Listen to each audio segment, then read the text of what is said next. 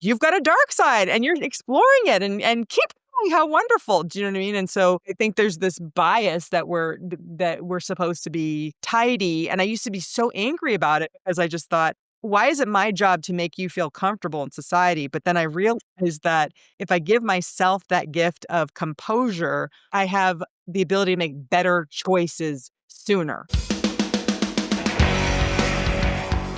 Welcome to The Creative Asylum, a weekly podcast that digs deep into the minds of visionary creators of all stripes. Musicians, actors, filmmakers, writers, artists, cartoonists, and cultural disruptors. Here, we'll discuss perspectives of living life on your own terms. Life lessons that keep us grounded and sane, and sometimes pull us back from the edge. So, take a deep breath, loosen your grip on the bland and the boring. This is your weekly prescription for authentic living, creative clarity, and hopefully, a little bit of cultural rebellion. Side effects may include spontaneous joy, existential epiphanies, and an uncontrollable urge to do weird and beautiful things. Hey everybody, welcome to the Creative Asylum. This is the first Tuesday of 2026, which means this is the very first episode of the second season of a Creative Asylum, which kind of blows my mind a little bit just to say that. It's been a pretty cool ride so far. And if you're sitting here watching or listening, thank you for coming along this far. This season has an incredible number of great guests that I'm really excited to share with you. The conversations are amazing. The people are amazing. But this one in particular was a real honor and delight. We're kicking off the season with Moon Zappa, the firstborn and oldest child of Frank and Gail Zappa. The fact that she agreed to have a conversation with me is an absolute delight. She's an incredible author. She wrote this book here, Earth to Moon. I don't know if you know about it, but if not, you should read it. It's amazing. She's an incredible writer. It is very funny. It's also terribly heartbreaking, and I'm sure for her, cathartic. Anyways, it's a great book. This is an amazing conversation. I think she's an incredible woman, and I'm really just, again, honored that she agreed to have a conversation with me, and really glad she did. And I hope you enjoy listening to it as much as I enjoyed having it. So let's just get straight to it. My conversation with Moon Zappa on the Creative Asylum. All right. Hello, Moon. How are you today? I'm well. I hope that there's enough reception here. I'm in the woods right now. Oh, yeah. Connecticut? Is Yeah, that yeah. right? Okay. And Yeah. You just had an art show, correct? yeah, and I'm in a little snowy cabin. It's a big Oh, snow nice. today. So Do you like the snow? it's my favorite. Yeah. Growing up in Los Angeles, 2 seasons, hot and hotter. So Yeah, that's true. Well, I'm glad you're in a place that you love being in. I like snow in small doses. Well, first of all, thank you for being here and for agreeing to come on the Creative Asylum. It's super exciting to me. Your book absolutely brought me great deals of joy. It also broke my heart. I laughed a lot, and during the whole part where you talk about the death of your father, I cried, as I did in real life when he actually died, because his music had been kind of a large part of my life growing up, starting probably around age 14 is when I kind of really started digging in. And, I've always sort of admired his tenacity and his perfectionism and his workaholicness. And so much of what you talked about your mother resonated to me in my own life in ways that were familiar, but not very happily so. So it seems to me that this book is so much about your evolution, your self-discovery, your fully coming into your own. The book kind of resolves in a way where it feels like you have arrived, but I presume that you're probably somebody who believes that life is a never-ending process of evolution. So I guess over to you. yeah, I mean, you've touched on so many things. The way I see my father's work, and it was just that he was committed to his expression exactly as it poured out of him. That he was committed to the freedom of expression and just letting it be what it wanted to be, and just kind of playing in that field. And so that was certainly a value that I also subscribe to. And even though my mother was an archetypal nemesis in my life, again in the book you can see I talk about how I had compassion for her because it's not easy to be married to a genius, and she was also committed to his legacy above all else. And so the quest that I ask people to go on with me is genius worth the collateral damage to the family?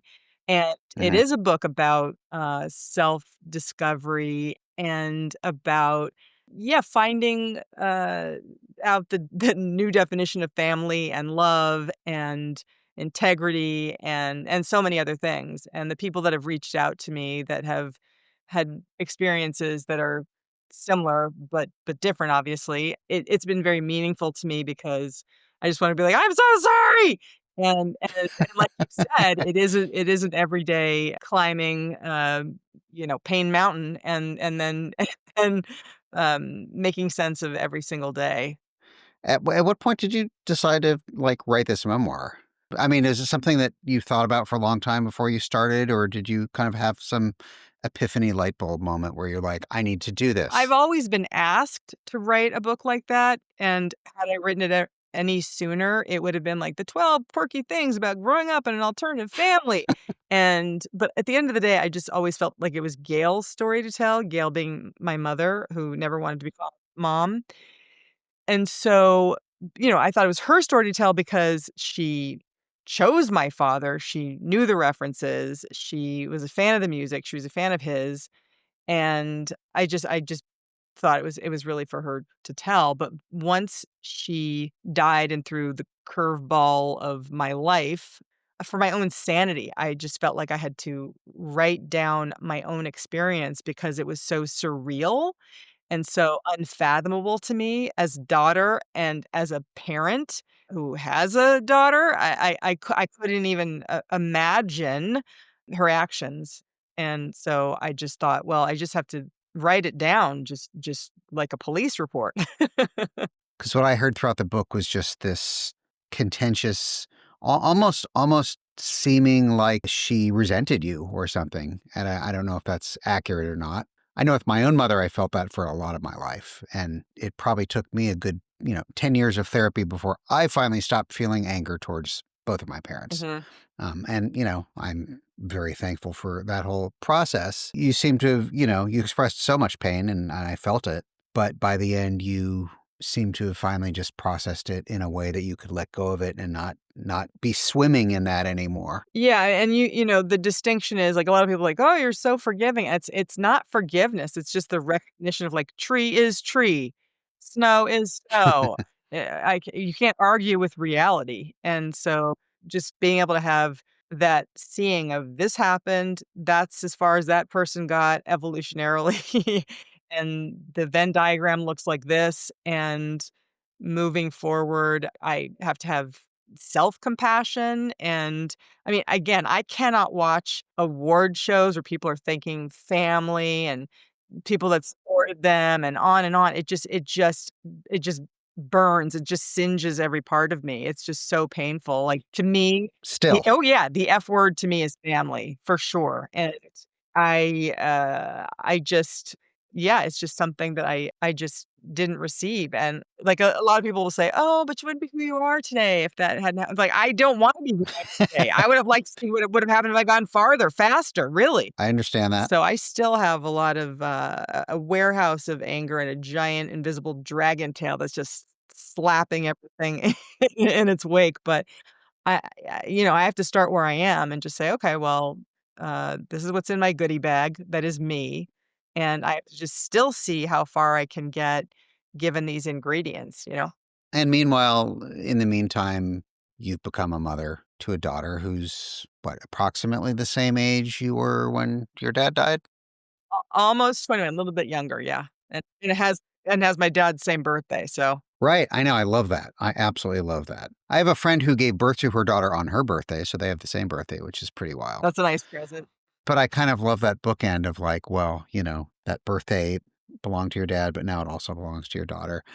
I remember in my own childhood, like when I was literally as young as 8, making these mental notes of like, when I'm a parent, I'm not going to do this and I'm not going to do this. When I'm a parent, I'm going to do that and I'm going to do this. And I assume all of your experiences has profoundly impacted how you think about the raising of your own daughter and the ways that you are going to engage with her as a parent and impact sort of who she grows up to be. I think the thing that happened when I became a parent was I realized, oh, nobody knows what they're doing, and a lot of these skills need training, need some support. So even though my intention was to parent differently, I didn't really know how to do that, and Right. so I went on a quest of my own to just see who's got the best parenting practices, and of course, I made a million mistakes, and even though I might have given to my kid what I would have liked to have received as a kid, my kid has plenty of complaints, where I've fallen short, and the difference is I go, "Oh my god, you're right. I am so sorry." Because it's the first time I'm going through it too, and I'm unfortunately Right. learning Right. as I go. And so I got lucky early on. I read a lot of, Daniel Siegel's work about brain development. I read the work of Alfie Kohn, who talks about, basically empathetic parenting, and then, the work of Marshall Rosenberg, and that was profound too because it's just teaching about how to come from the I place and making reasonable requests of somebody and just understanding there's reasonable, unreasonable, and kinda reasonable, and, Right. but I mean, I wish I could go back in time and punch the women I hired to teach me how to sleep train my kid. That to me was I'm still so pissed that I did that.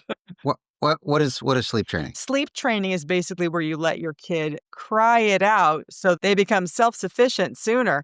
And no, it just traumatizes them to know that no one's coming. And that is just terrible to me. And it's just to put them in the workforce sooner. So I'm just like, Don't do Right. I think I did some of that myself. it." It's like, well, they need to learn how to be like, it's okay. And like, well, is it? I don't know. Yeah.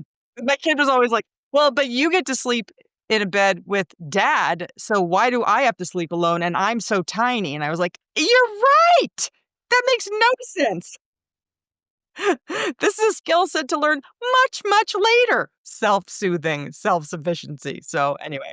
I don't know. I wonder if there's any right or wrong when it comes down to parenting. Like, yeah, it seems like everybody always does the best job that they're capable of doing. And in the process, we fuck up our children. I don't know if people do the best job they can do. I think they do a job, Okay. and then they can live with it. I think Best job they're willing to put their effort I towards. would say that's more accurate.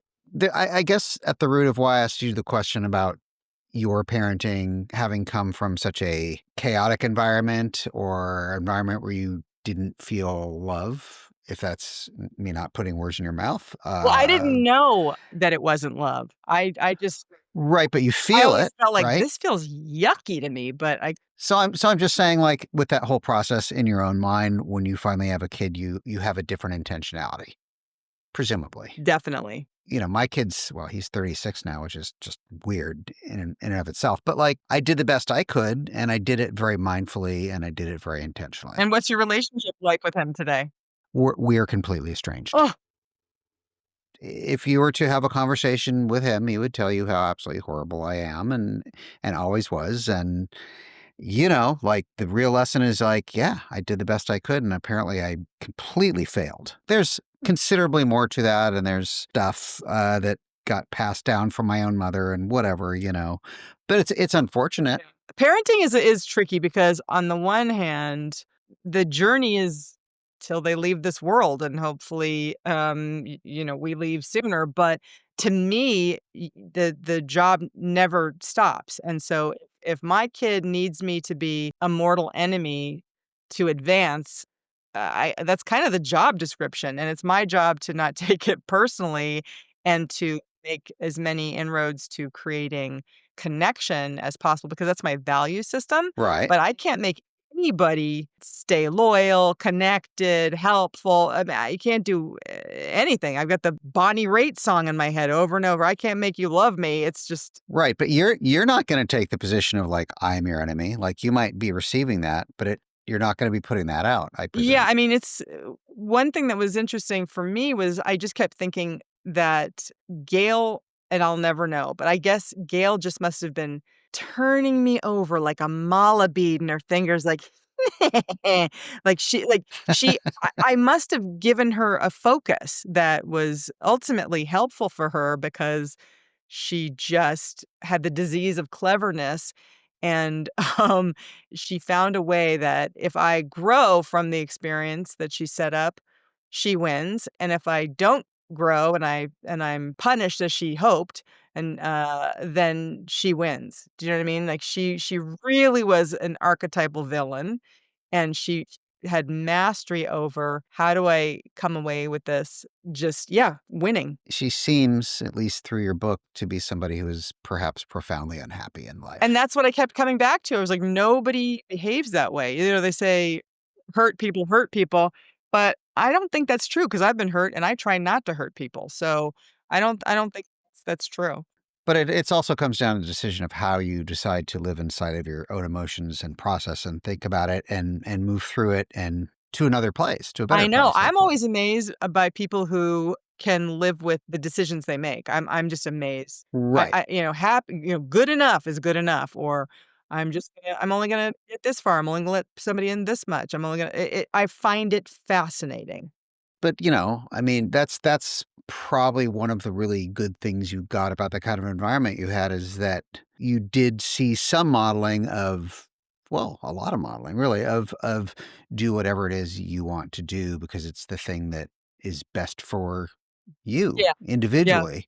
There's certainly a lot of like messed up stuff that comes from chaotic, neglectful situations, where, you're like when you're 12, 13, all you want is to just be normal. You just, I don't know about you. I used to be embarrassed to have friends come over because I'm like, they were going to see my hippie parents and my chaotic environment. And I just wanted to be normal.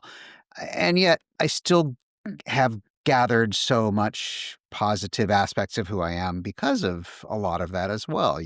I mean, you've been able to live a life to where you get to pursue the things that really speak to your soul, right? I mean, okay, 3 things in there. One Okay. So, the example I wanna give, addressing what I was trying to say before was that my father, when he got ill, because I'd been raised on movies and TV where when somebody gets ill, they finally they suddenly turn to the people that they've been neglecting and they go, "I you were right all Mhm. along, how did I miss this?" And then they suddenly show up for you, and my father didn't do that. He was like, "I still have work to do," and I could not believe that after all that missing out on him as a father, that once he got sick, he was still like, "Yep, and I'm gonna keep heading this direction. Objects in motion, keep heading in that direction."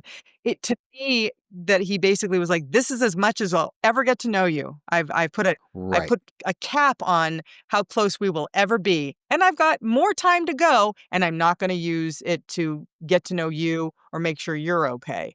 And that just blew my mind, and that's what I mean by, he could live with that. I couldn't. I didn't have a choice in it, and that's what he did with his decision making. Unimaginable to me. In terms of normal, I didn't wanna be normal. I wanted to have normalcy in my house. I wanted to have Okay. meal times that were consistent. I wanted to have what my friends had. I wanted to have, somebody, excited to see me when I returned from school, somebody who took me to school on time, somebody who yeah, on and on. Right. It wasn't that I thought, "There's something wrong with me, and I'm" I think I was saying the same thing. Yeah, so Like the container of your life yeah. feels like the normalcy that other people Right, because experience. I really do feel like if you are just struggling to get through a day, you cannot access your imagination because it's Hmm. offline because you're just in survival mode. You can't Right. like the people that when I read and I read a lot of memoirs, when I read Amy Poehler or who's her sidekick? I can't. Tina Tina Fey. Fey. So reading their memoirs, they basically just grew up with so much normalcy that they were like, "I'm bored," and then they could grow from being rooted. Do you know what I mean? Right. So I'm envious of that base because I've used up all my imagination for survival. In terms of creativity and creative freedom in my life, when you don't have success, you can try anything. Do you know what I mean? So if you Yeah. there's really nowhere to go but up if you are in the bottom of a well. that's sort of a bleak way of putting it, but yeah. I agree with you. Why am I doing this podcast at this Yeah, point in my why are life? I you? don't know. What inspired you to start? Like, what are you hoping to get from it? And I do a lot of interviews, so I'm just curious about it. I didn't approach it with a what I hope to get out of it. It was a natural outgrowth of actually a book that I'm working on, which is an oral history of my old band from decades ago. We were a small but significant player in the whole Seattle grunge scene. And over the course of literally the last 7, 8 years, I've been interviewing people for the oral history. And what I discovered is how much I like that process of just talking to people with open ended questions and having conversations about life experience, philosophies, perspectives, whatever. But there's a cup you're filling. There's some cup you're filling in that process. Yeah. Part of it's just connectivity, connectedness. Part of it is my life has always sort of been to some degree about living life authentically and creatively. I played music. I live in a house that's full of artwork. I effectively live in like this big crazy art gallery in San Diego. My life is filled with basically music, art, books, comics, and kind of always has been. I am fascinated with conversations and relationships with people that are similarly wired. Is there like a and the moral of the story is blah, like is it an arc for or against something? I don't think Hmm. so. Well, okay, maybe it's for something. Okay, maybe at the seed underneath all of this is I think there's just hundreds of thousands of people who never pursue whatever that thing might be for them. They've always just kind of shied away from doing that thing because it's whatever, it's dangerous or it's that whole thing where people just kind of live life as they were told they're supposed to live it and they just sort of accept their reality and don't question reality. And I'm like, however small this thing is, you don't have to measure success by income necessarily, right? Whatever the thing is that you want to do. Maybe you just want to paint birdhouses. I don't know. But what I do know is that people that have creative desires and pursue those things in whatever way they pursue it have a more full and fulfilled life and just a better sense of how they're spending their time and their focus and their energy. So I'm not looking to arrive at any particular place per se. Because everybody has these different perspectives. I imagine this thing potentially going on for years. And I do expect that through the process, I myself will gather certain kinds of enlightenment and discover new things and, new ways of thinking about things. And to me, human connection is one of the most important items of nourishment in life. Mhm. And, I've not met you before, but I have an admiration for you.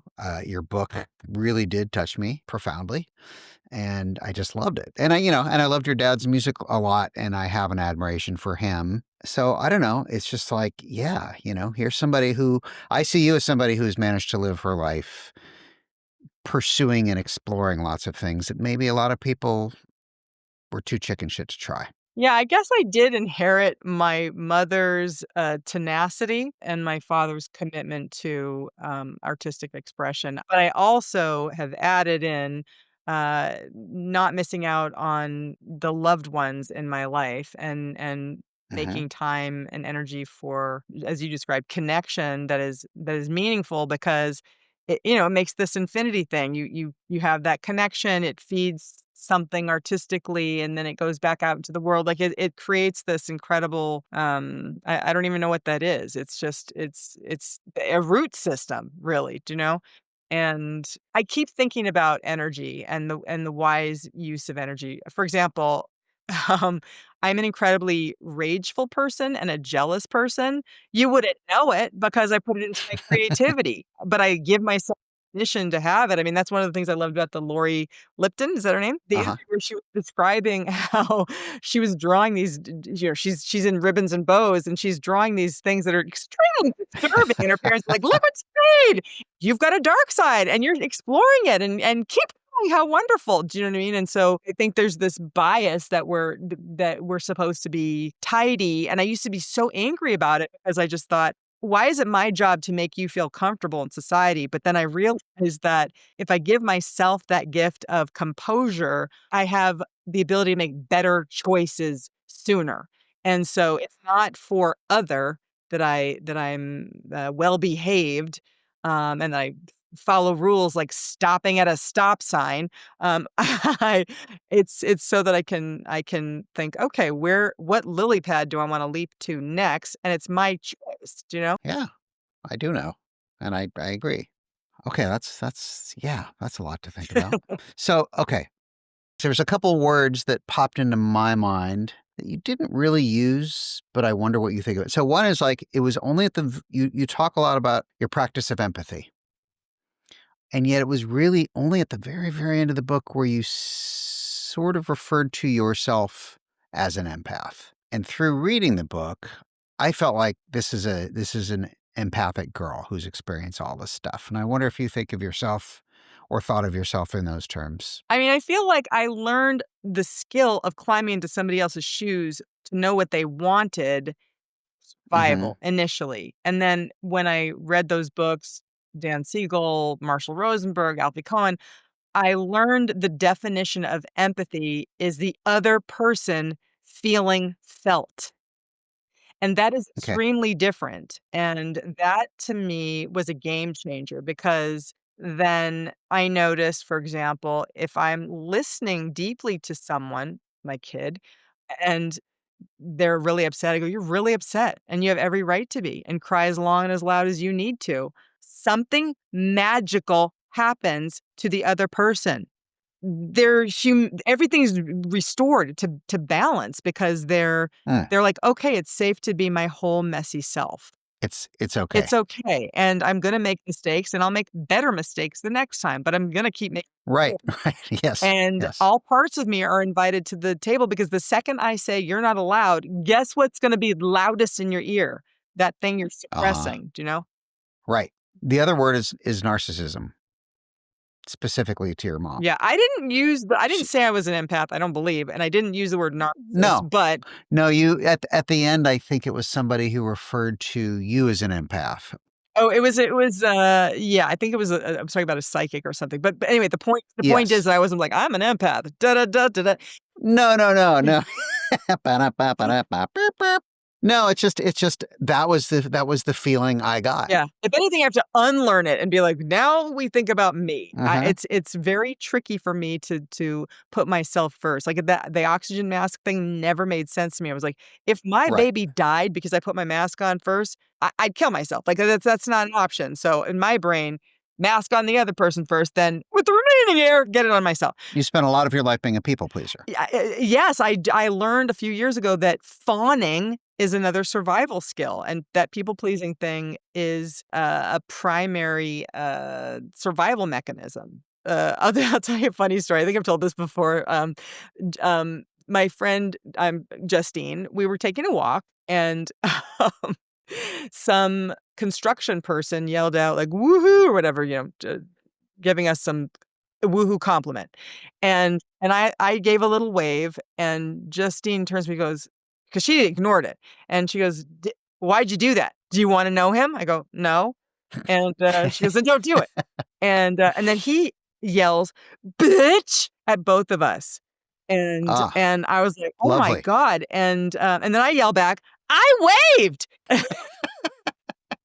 But anyway, there's so many life lessons in it because I didn't have the nervous system withstand being called a bitch for having a boundary. Justine did, and so I did my people pleasing, fawning thing to keep myself safe. He still lashed Uh-huh. out, and so for me, my homework assignment currently is to be able to withstand the reactions that might be uncomfortable, but I stay with myself. And that's a Sure. new muscle for me, learning how to do that. I know how to make sure you're comfortable so that I can get out of there faster. It looks like nurturing, but it's really like, "Oh my god, what if I'm exposed and they attack me more?" Because if a little of me makes people uncomfortable, well, the whole of me is gonna make them really uncomfortable. But I have to be comfortable with the whole of me. If you're enjoying this conversation, please make sure you hit that follow button so you never miss an episode. If you're watching on YouTube, please like this video, leave a comment, and if you haven't already, please subscribe. It's the quickest way to grow our channel, and it's absolutely free. You can also subscribe to our other channels on social media.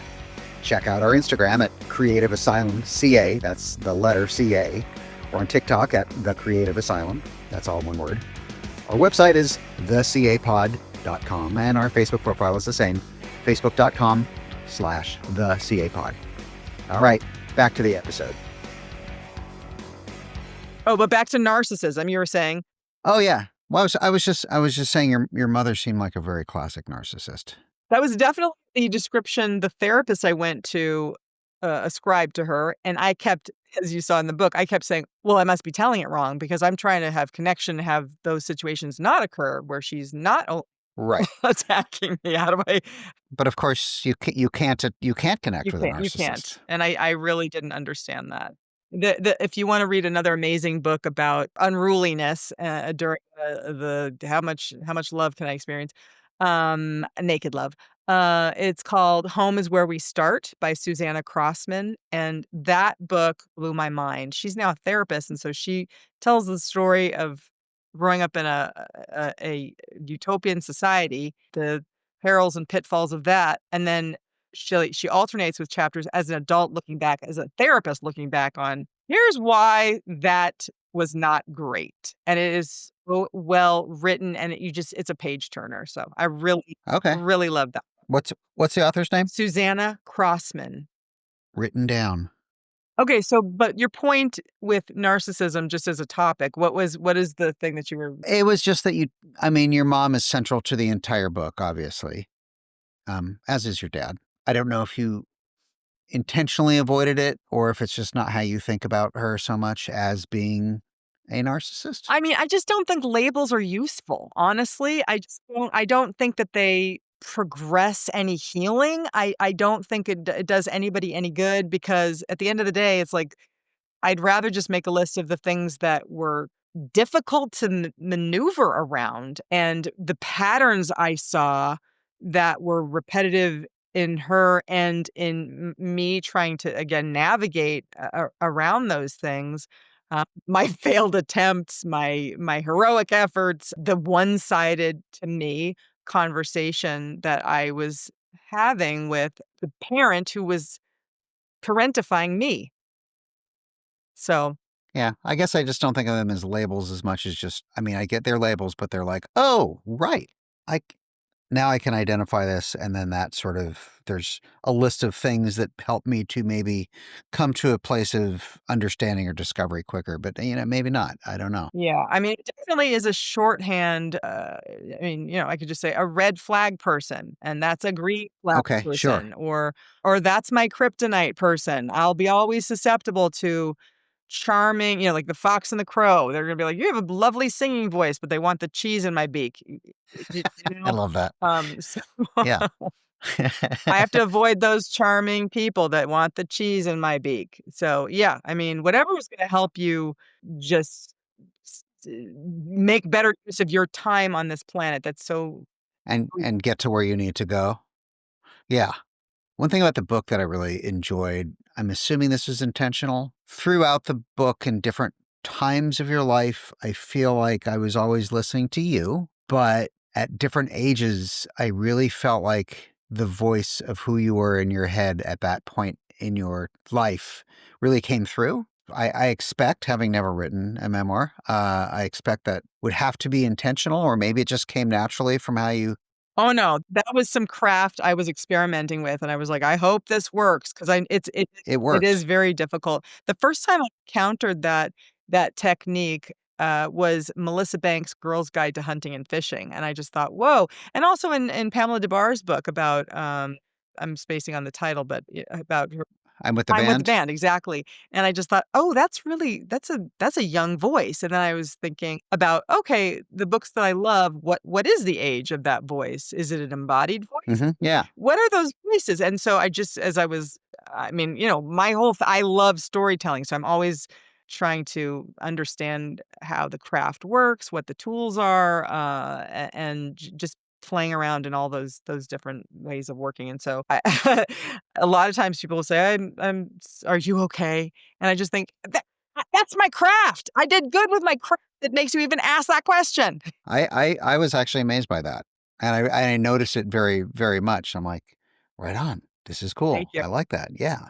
This is now a young teen. This is now a young woman, you know. I thought that was incredibly successful. And I think it was one of the aspects of the writing that I really loved. Tell me if this was your experience growing up, because speaking of changing the voices, when I got to, I would say my late teens, that was some of the most embarrassing stuff to write. So between, I want to say like 17 to 24 was just, Okay.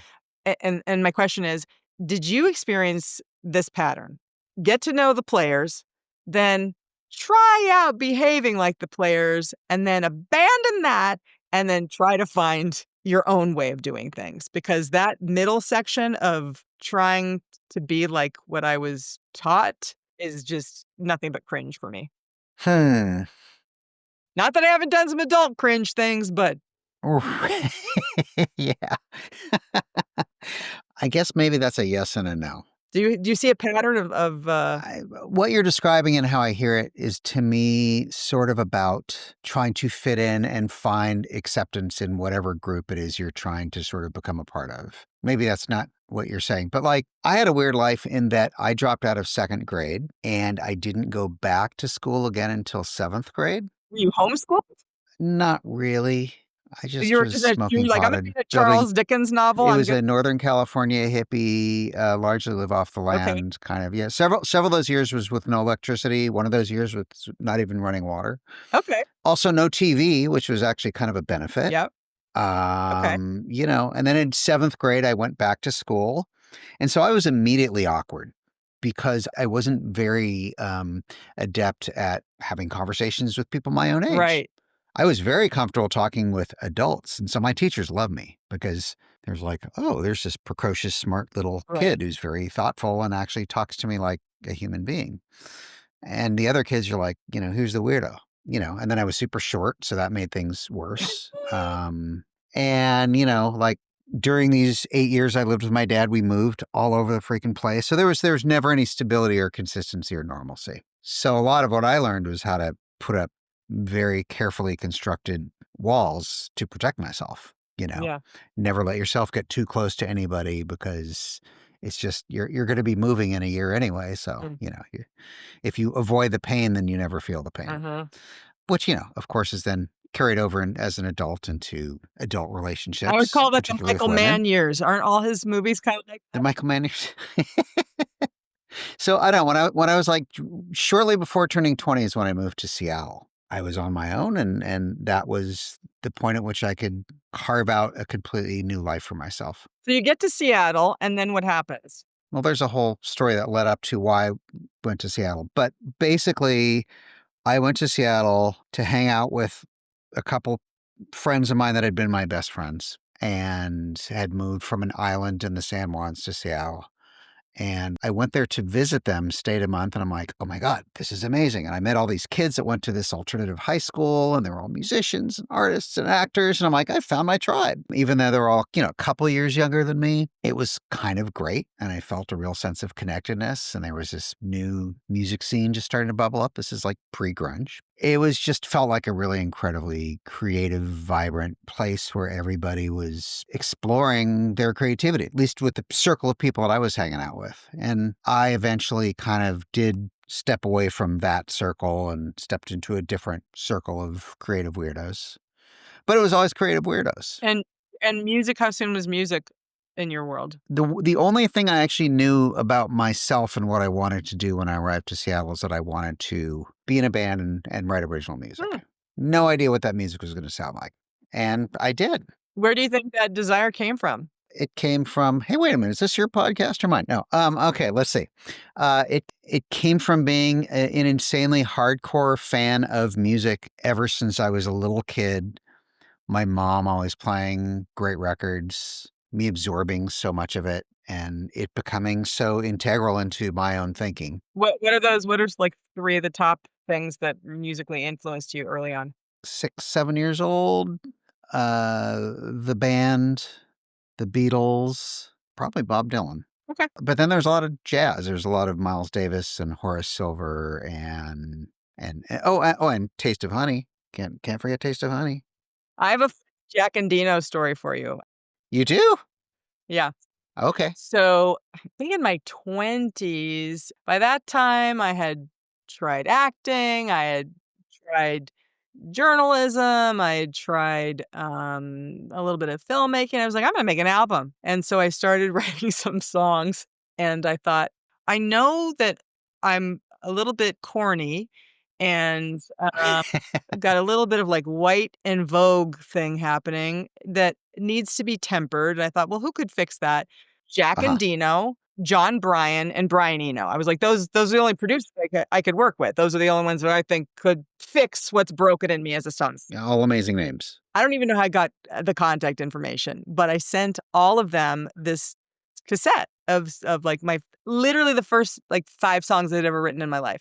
And don't get a response from John Bryan or from Brian Eno, but I do get one from Jack and Dino. And it is like an 8-page letter. And he lays into me and he just lists every single thing that is excruciatingly Dude, terrible about me. that's And terrible. he was writing things like, "You set yourself up like you're Aretha Franklin. You are not Aretha Franklin. You are visual, not auditory." He had a whole long list, and I was like, "Woo!" And so I did what somebody would naturally do. I called him and said, "It sounds like you have a grasp on what's wrong with me. How soon can you Uh-huh. start?" Seriously? I love it.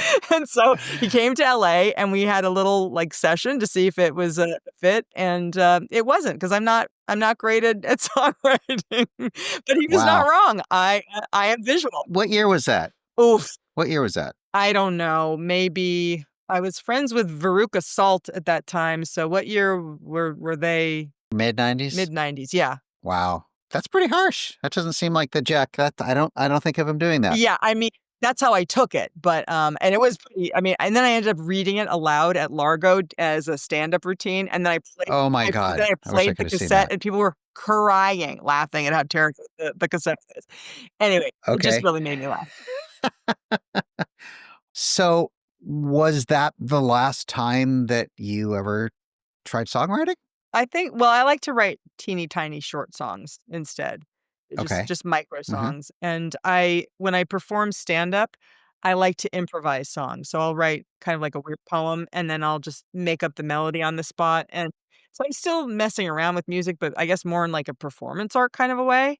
I can sing, it's just not really I mean, the other problem is I don't love being the center of attention, so I don't have that thing of where I get off on I don't know, there's something that's missing in me. Although I will say I went to Bumper Shoot one year and I was part of the, alternative comedy world on that in that, festival, and we were in a, I guess, like, a space that was, like, a kind of like an opera house, and I sang a note and it rose up to the rafters, and I was like, "Holy crap, this is a reason to sit."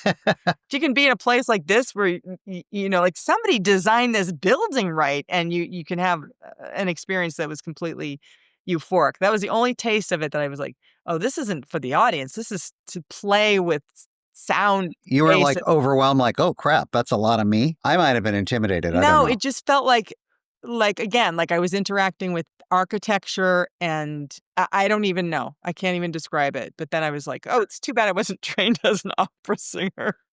Are you still doing any like stand up? I'm thinking about it. I'm thinking about some stuff. I don't love being the center of attention, but I tend to look for conversations that I don't see happening in the world. And when I don't feel represented, then I'm just like, maybe it's time to get out there and start the conversation up. So what are the main aspects of who you are creatively like these days? Well, I am trying to play around with rage and jealousy in my writing and the darker sides of my personality, a human's personality. I watch a lot of crime shows. I love monster movies and monster stories. There's something about I don't know, it just lets you talk about death. It lets you talk about just how to be a person. There's something in that that I find really interesting, and Uh-huh. especially going again to those places where people are not comfortable going, but not in a gratuitous way where you're scaring people, but to have that self inquiry around what am I made of? In the same way that I cannot believe we have not been taught where our organs are and what they do. I just find this incredibly weird. Because Because we're wearing them. We're carrying them. yeah, okay, fair enough. I mean, we sort of know, I guess but we sort of don't, right? We just know they're in there. Right. Do you know how to It's a care for big them? Do you know what things to put in your body that optimizes them? Do you know where they're even located? Do you know what they even do? Anyway, yeah, I mean, I guess that is kind of weird, like, we're carrying all this stuff around with us, and we don't really even know what's in there. So are you working on a book with all of that, or are you just writing just more I broadly? am both. I'm playing around. I am playing around with fiction at the moment, and just Okay. it's the process of each thing that I work on has its own desire to be in a specific location. Or in my first book, I just wanted to eat nothing but salmon, and this one I was writing on trains and at the corner of a table and a thing like I was constantly in motion with this one, and it was exhausting. So I don't know. I'm just trying to befriend this next thing and Mhm. and see if we Get to know it? yeah, see if we're a match. You're dating your future novel. Yeah, because I Something think like that. it really helps to be excited to be that character and stay with that character. And I'm trying to figure out like who would I want to be? It's same with the tattoo. I cannot get a tattoo because I'm like, what would I wanna live with forever? Do you know? There's it's a commitment. If there's only so much time, what character am I live with? Make it beautiful. Yeah. I mean, here, let's see. Let's see here. Let's see. Oh, that is You kinda see gorgeous. that? Yeah, It is it beautiful, is. right? Yeah. I mean, I have tattoos, but I've always thought, well, shit, if it's gonna be lasting, it should be beautiful, not like "My pain hurts," which was an actual tattoo that a friend of mine Oh my had, god. which I always thought was hysterical. But it was like a heart with a knife in it, said "My pain hurts." I'm like, okay. I wonder how he feels about it now. 30 years later. I don't know. I've seen a lot of tattoos where I'm like, wow. So no tattoo. No, but it is funny that my Okay. pain hurts thing. I mean, I feel like that's what Facebook is for. It's just nothing but people going, "My pain hurts," in whatever form. What about your visual art? Yeah, I'm playing around with that. I'm reclaiming that. I did a show when I was in my early 20s, and I got asked to do a show with my friend at the time, Allison Van Pelt, who kind of paints in a kind of Richter-esque way. If you know Richter's work, her work is very beautiful. That same kind of a thing where it's like realistic but blurry and lovely and in beautiful shades of blue at the time. I don't know what she's up to now, but so she was repped by a fancy gallery in LA, and moments before the opening was gonna happen, it was, her stuff, my stuff in the shared space. And moments before the show was gonna happen, the gallery owner said, "Thanks to your last name, people will see the genius of Allison's work." And I just was like, "Oh, crap." I didn't know that I was not an artist, you know? So it really wounded me, and so just little by little, just saying, uh, I'm trying to use it to just say, "Today, it's like this." And most of my art, like, I'll try to draw a dragon, it looks like a stuffed animal, and I'm just like, "God, this doesn't Uh-huh. it's not." I get closer with words, I can kinda get to the thing Okay. I'm trying to say better with language, but with the visual thing, not so much. So I have to kind of approach it with curiosity, like, "What's this human making today?" And just kind of it's more of an exercise in having my own backpack. Yep, yep, that's stuffed animal's what she made today, Do you think of yourself as an artist when you're creating this stuff? Or do you think of yourself in other is all terms? the things. I would say artist is Okay. all the That's the umbrella. yes, and now I'm playing with whatever, thread.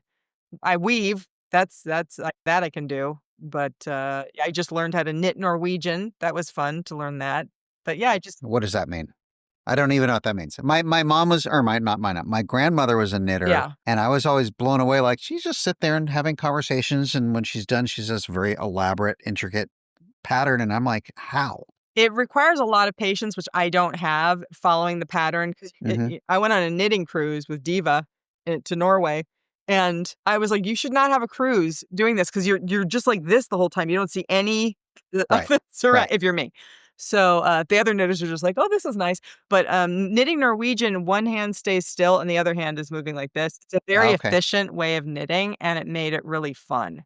So, Okay. yeah. That's cool. I think all the stuff should be fun. Kind of running out of time now, so let's wind things down. Okay. So, where you've been in your life, where you're at now with your life, looking forward, like how do you go about staying creatively curious, creatively exploratory? What are the things? Are there things you want to do that you haven't tried yet that is sort of on your radar, or do you just kind of do things as they come? One of those healing things about writing the book is that the past can stay in the past. All the things that were looping and looping and looping and looping, I set down and then and so now I get to go into my computer and delete every single draft and just be like, "Oh, right, it's actually a thing now." I Wow. don't have to hold on to all the drafts of it, the thing. I can and that's why I burned all the journals afterwards, and I just was Did you did, I really? did. I Wow. just Wow. just thought Okay. that's it's done. I can, for the first time in my life, be in present time moving forward. That is brand new for Okay. me. But in terms of creativity, I mean, I was blessed, cursed with unending curiosity about people and world and things, and so, there's not a day when I'm not doing something creative, whether it's making my bed or cooking a soup or, there's always something that I'm doing. I don't even think about it. I find it weird when people don't access it, and so I would enjoy teaching. That's something I haven't done, helping people access, that. I would love to ghostwrite memoirs for people. I would love to coach people if they wanna write it themselves. I would love to, maybe do a one-person show. I would love to see one of my screenplays turned into a movie. There's a lot of stuff that I would love to do, and mainly, honestly, it's because I do believe that storytelling, the kind I like the best, it just shows a better, more effective way to live. I feel more understood, more seen, more hopeful, all those things. It's a building block to sticking around longer, and Uh-huh. that's important to me. Thanks so much for listening to this episode of the Creative Asylum. A quick favor before you go. If you liked this conversation, please be sure to follow and subscribe wherever you get your podcasts. New episodes drop every Tuesday at 10. You can find us on Instagram and on YouTube at Creative Asylum CA. That's Creative Asylum and the letters CA. Our website is thecapod.com. And our Facebook is the same, facebook.com/thecapod. Until next week, when we'll have a new conversation with another creative disruptor, stay creative in life and at work.